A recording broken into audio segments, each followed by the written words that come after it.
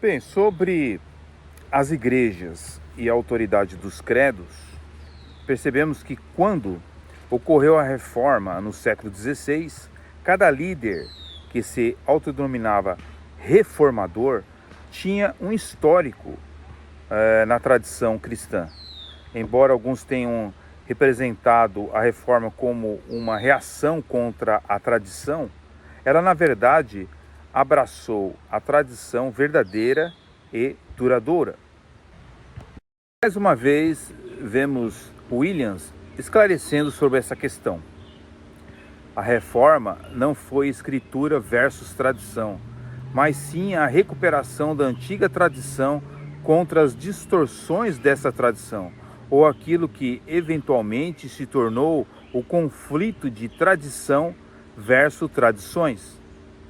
Em outras palavras, o entendimento que recebemos da Reforma Protestante é que as tradições de cada igreja estão subordinadas à Sagrada Escritura e debaixo do julgamento da tradição, Cristo sendo o Senhor de ambos.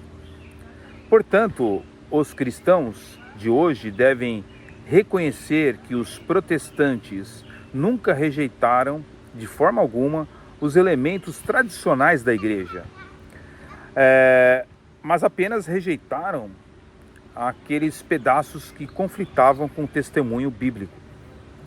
Esse apreço pela tradição, aqueles elementos da doutrina cristã que refletem apropriadamente o ensino da Escritura e que foram aceitos ao longo da história da igreja, transpareceu nos escritos dos reformadores e seus seguidores, particularmente suas próprias declarações confessionais. De fato, esses pronunciamentos eram quase sempre formulados em algo parecido em concílios, reuniões de indivíduos de pensamentos semelhantes e igrejas que adotavam posições doutrinárias luteranas, reformadas ou anabatistas. Na produção dessas afirmações, os reformadores seguiram muito de perto seus antepassados da Igreja Católica Romana. E se fossem tão violentamente anticredo, não teriam produzido esses mesmos documentos. Concorda? Bem, muitas dessas declarações se referem a credos e concílios mais antigos, aprovando o trabalho de seus antepassados espirituais. Tome, por exemplo, a antiga confissão luterana de Augsburg, que inclui a seguinte afirmação: nós, por unanimidade, defendemos e ensinamos de acordo com o decreto do Concílio de Nicéia. Outra afirmação protestante antiga, a segunda confissão helvética, 566, associada ao movimento reformador iniciado por Eurico Zwinglio, que viveu de 1484 a 1531, tornou explícita uma dívida para com os primeiros concílios e credos quando afirma o seguinte: nós cremos sinceramente e confessamos em voz alta tudo que foi determinado pelas Sagradas Escrituras a respeito do mistério da encarnação de nosso Senhor Jesus Cristo, e está contido nos credos e decretos dos primeiros 4 concílios ecumênicos realizados em Nicéia, Constantinopla, Éfeso e Calcedônia, e no credo de São Atanásio e todos os outros credos similares. Então, claramente, os protestantes compartilhavam posições teológicas com seus antepassados católicos, o suficiente para afirmar os próprios credos que se encontravam no âmago da doutrina cristã ao longo da história eclesiástica.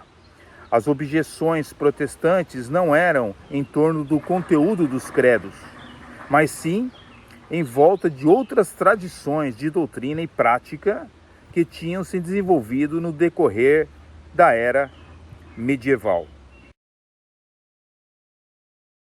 Protestantes, afirmam que não tem nenhum credo além de Cristo. Então, de onde vem essa ideia não é do movimento protestante, ok? No início do século XIX, 300 anos depois da Reforma Protestante, desenvolveu-se uma vertente no cristianismo norte-americano que buscava um retorno à igreja do Atos do primeiro século. Era chamado Movimento da Restauração. É um termo abrangente usado para descrever vários tipos diferentes de igrejas dessa vertente, tais como as fundadas por homens como Barton Stone, Alexander Campbell e outros movimentos que surgiram também na Rua Azusa, no século XX.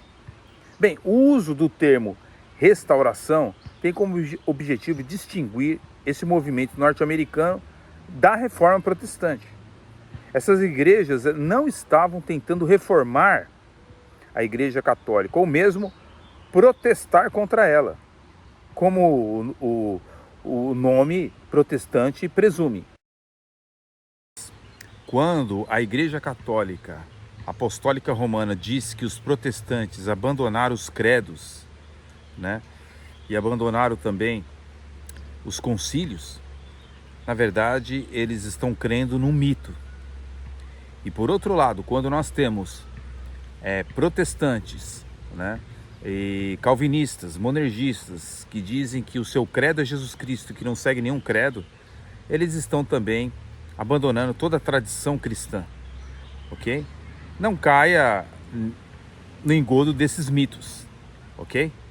Portanto, estamos fazendo mais essa desconstrução dos mitos sobre os reformadores. Fiquem na paz e até o próximo vídeo. Deus abençoe.